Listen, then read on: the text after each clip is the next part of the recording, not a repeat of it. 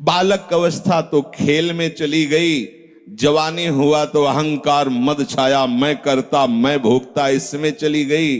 जब वृद्ध आया तो रोग और चिंताओं ने घेर लिया। अब इतना दुखी है कि वो सोच भी नहीं सकता कि मैं इनसे दूर होकर भजन कर लूं। ये जो वो भजन का नाटक होता है, भजन नहीं हम देखते हैं, ऐसे ही लगा रहता है, कैसे हो और बढ़िया सब और क्या करें, और मरने का ठौर आ रहा है और क्या करें। तुम आए हो भजन करने के लिए और में अभी फंसे हो। क्या कर दूं, कहां से कैसे व्यवस्था कर दूं। हम ही चला रहे हैं, भले वृंदावन में बैठे परिवार हमारे अनुसार चलेगा, हमारे ही, नहीं तो नष्ट हो जाएंगे। आए हैं वनवास करने के लिए, भजन करने के लिए, पूरा का पूरा प्रपंच दिमाग में पता लगता है। वृद्ध भय चिंताति उपजी, दुख में कछु न सुहाता। अरे भूल क्यों रहे हो, चेतो। साधु चिताता है जगत को, चेतो। काल रूपी शिकारी धनुष पर विष का बाण चढ़ा चुका है, तुम ठीक निशाने पे हो, होश में हो जाओ। अगर अब कोई तुम्हें निशाने से बचा सकता है तो काल का भी महाकाल हरि बचा सकता है, दूसरा कोई नहीं। आए अचानक बांधे, यम के दूत आकर अचानक बंधन में डाल करके ले जाते हैं। अब वो निर्णय कर रहे हैं, झूठे जग से नेह छोड़कर साचो हरिनाम उचारो। चरणदास सुखदेव कहते हैं अपना भला विचारो, इसी में अपना भला है। तो क्या करें, घर परिवार छोड़कर तुम्हारी तरह बाबा जी बन जाए। बाबा जी बनने से भगवत प्राप्ति नहीं होती। अगर आप बाबा जी बाहरी बात को ले रहे हैं तो उसको समझ लीजिए, बाबा जी बनने से भगवत प्राप्ति नहीं होती, प्रभु के होने से भगवत प्राप्ति होती है। वो आप चाहे गृहस्थ वेश में रहकर बनो या आप विरक्त वेश, दो मार्ग शास्त्रों ने स्थापित किए हैं, वो प्रभु के लिए। अगर वेश बदल लिया है और परिवार का राग है, भोगों का राग है, संसार की सत्यता का भान हो रहा कि सब सत्य है, कोई फर्क नहीं पड़ता। वेश परिवर्तन से कोई फर्क नहीं पड़ता। गधे की पीठ में चाहे मिट्टी ला दो, चाहे कबाड़ ला दो, चाहे बेद ला दो, उसको बाहर से मतलब है। शरीर में चाहे लाल कपड़ा पहनो, चाहे सफेद पहनो, चाहे काला पहनो, चाहे नीला पहनो, चाहे पीला पहनो, ये तो वस्त्र है। आपका उद्देश्य क्या हुआ, आपका अपनापन कहां गया, ये खास बात है। कहीं ऐसा नहीं लिखा कि बाबा जी बनने से वो मोक्ष पद प्राप्त, नहीं। जहां संत की बात आएगी वहां लक्षण होंगे, जहां भगवत प्राप्ति की बात आएगी वहां मन का प्रभु में तन्मयता होना, प्रभु में डूबना, प्रभु के चिंतन में मगन होना होगा। वो चाहे गृहस्थ हो चाहे विरक्त हो, दोनों के। एक है कि संसार का व्यवहार पसंद नहीं तो निवृत्ति मार्ग का पथिक बन गया, और एक है कि संसार के व्यवहार को भगवत स्वरूप समझकर, भगवत अर्पित करते हुए अपने को प्रभु का मानकर, प्रभु को अपना मानकर चल रहा है, ठीक वैसे ही भगवत प्राप्ति उसको भी होगी। हम लोग जब सत्संग में बात सुनते हैं तो निर्णय करने के लिए हमारा ही हृदय होता है। अब लगा कि नहीं ठीक है, भजन तो करना है, पर हम ऐसा नहीं है कि कर्तव्य के लिए रुक रहे, पर कुछ समय अब हम लेंगे, फटाफट सब निपटा के। तो तुमसे भी चतुर काल है, वो उतने ही समय में तुम्हें निपटा देगा। बहुत चतुर है। हमने बहुत से लोगों के मुझ से सुना है कि बस ये काम हो जाए हम आए, आज तक वो लौट के नहीं आ पाए, क्योंकि वो गली ऐसी है, क्या है, बहुत दलदल है आगे। जो गया ना मोह कलिल में डूबा, अब निकल पाना बड़ा मुश्किल है। सत्संग में इतना सामर्थ्य है कि अभी आप सुन रहे हो, अभी आपको ऐसे सब ऐसे लगेगा, ऐसे ऐसे निकल जाएंगे, और गेट के बाहर होइएगा, वो हवा लगने दीजिए, तब लगे कैसे निकले। ऐसी प्रचंड माया है। इसीलिए तन ही राख सत्संग में तो मन ही प्रेम रस भेयो, तब मन प्रेम रस में बराबर सत्संग होता रहे, बराबर साधु संग मिले। ऐ साधु, ये तमाशा है, तमाशा बस 2 घड़ी का तमाशा है। यहां जितने इकट्ठे हुए हो ये सब मिल नहीं सकते। माता पिता भाई बंधु सब बिछुड़ते चले जा रहे हैं। जो ही आकर सब इकट्ठे मिले हो, ये कभी इकट्ठे नहीं रह सकते। ये कुछ समय का है। संतों ने इसे 2 घड़ी का ऐसे ऐसे व्यतीत हुआ।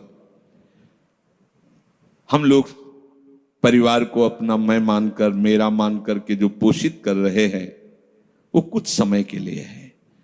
जैसे नाव नदी के ऊपर बाट बटाऊ आए, मिल मिल जुदे होए पल माही आप को जावे।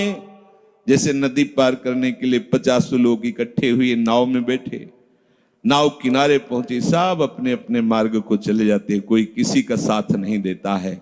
ऐसे ही मृत्यु का समय आया, चला, आप कितना भी प्यार करो वो लौट के आपसे पूछने के लिए नहीं आएगा आप कैसे हो, या आपने कितना भी सबके लिए किया है, मोह से युक्त होकर अपना जीवन, विशेष जीवन आपने दे दिया, लेकिन आपकी क्या दुर्गति होगी किसी को कोई परवाह नहीं है।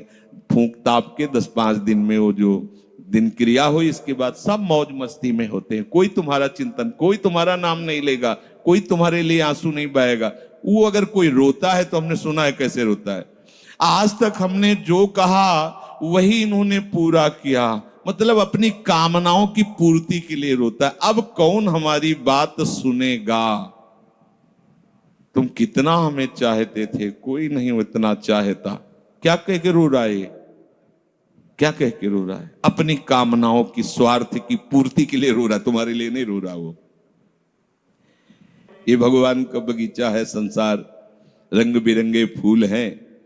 कुछ तो कली ही मुरझा कर नष्ट हो जाती है, कुछ फूल खिलकर नष्ट हो जाते हैं, कुछ में ऐसी सुगंध आती, थोड़ा सुगंध फैलती, वो भी नष्ट हो जाते हैं। ये बगीचा केवल देखने में सुहावना लगता है बड़ा भयावना। इसमें मृत्यु का तांडव हो रहा है। आप देखो, प्रतिपल मृत्यु भयावा, पर कैसी माया है। सामने वाला पतिंगा जला, फिर भी वो जाके उसी में जलता है। ऐसे फूंक के आ रहे हैं एक को, और उनको ये वैराग्य नहीं हो रहा कि मेरे शरीर की भी यही दशा होनी, मुझे कुछ कर लेना चाहिए। ऐसी कुछ कर लेना चाहिए जिससे हम कालातीत अवस्था को प्राप्त हो जाए। क्यों नहीं कर पाता?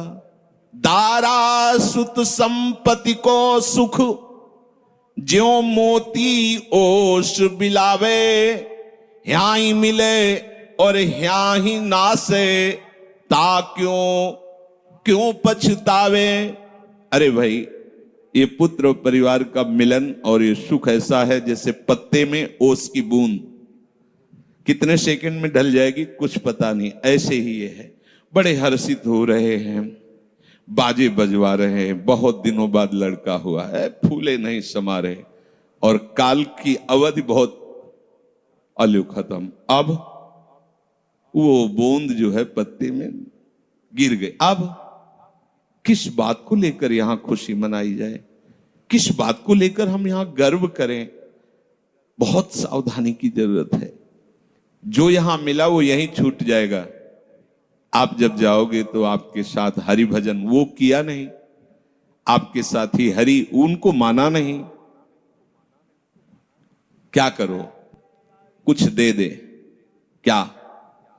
सबको सुख देने की भावना, सब में प्रभु की भावना, जो भी तुम्हारे पास मन वचन कर्म से प्राप्त हुआ है वो सबको सुख देने के लिए है। सब में प्रभु है। ये बात समझ में नहीं आएगी, सबको क्यों सुख दें? क्योंकि सुख मिलना है।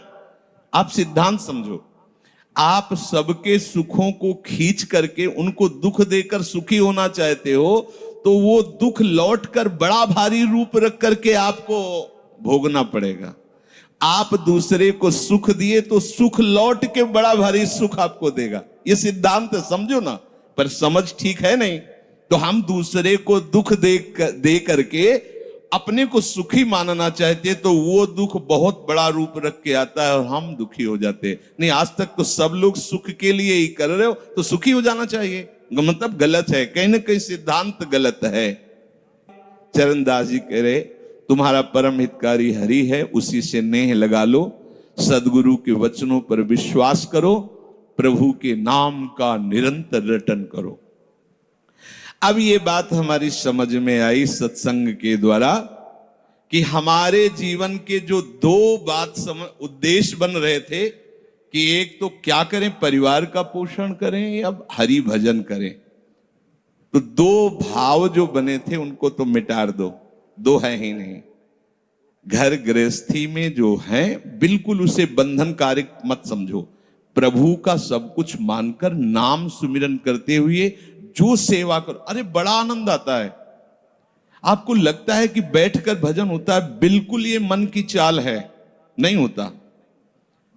मन को भजन में नहीं लगाओगे तो चाहे पड़े रहो चाहे बैठे रहो, भजन नहीं होने वाला। और अगर भजन में लगाओगे तो फावड़ा चलाते हुए भजन होगा। जब नाम का अभ्यास करना था तो नई अवस्था थी, तो गुरुजन हर समय सेवा में लगाए रहते थे। बड़ी बड़ी पत्थर की शिलियां आश्रम में थी, उठा उठा कर उनको जमा कर खोद के बना बराबर करना, तुलसी का बगीचा लगाना, गेंदे का बगीचा लगाना, और वृक्षों को हैंड पैप से भर भर के पानी 100 बाल्टी खूब सींचना खूब, और उसमें भी नाम स्मरण करना। और जो पूर्व सदगुरुदेव भगवान थे, बड़े ही बाहरी कठोर नियम वाले, और उस समय नाम का अभ्यास उसी समय करवाया गुरुदेव भगवान ने। ऐसे नाम पूरे में सोने लगाना, गुरुदेव भगवान की कृपा से ये समझ में आया। तो हमें लगता है कि कोई भी काम करते हुए भजन हो सकता है, कोई भी। अरे जब युद्ध हो सकता है तो और क्या बात है। अब बोलो आपका निर्णय कि मैं परमार्थ में जाऊं या व्यवहार ठीक करूं। हम कह रहे हैं वो व्यवहार ही परमार्थ बना लो ना, भागने की जरूरत कहाँ है। और जब आपकी अरुचि बढ़ेगी, वैराग्य बढ़ेगा, तो तुम्हें कोई रोक नहीं पाएगा। वो तो स्थिति आएगी, और अगर स्थिति के लिए बिना तुम भागोगे तो यहां के वही प्रपंच करोगे, यहां भी वही प्रपंच करोगे, भजन नहीं होगा।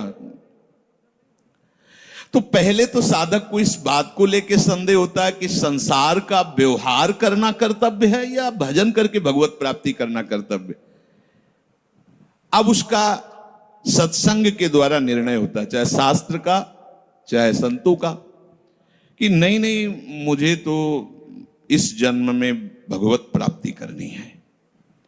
संसार के इन सब कार्यों को तो बहुत जन्मों में किया है, अब इस जन्म में भगवत प्राप्ति करनी है।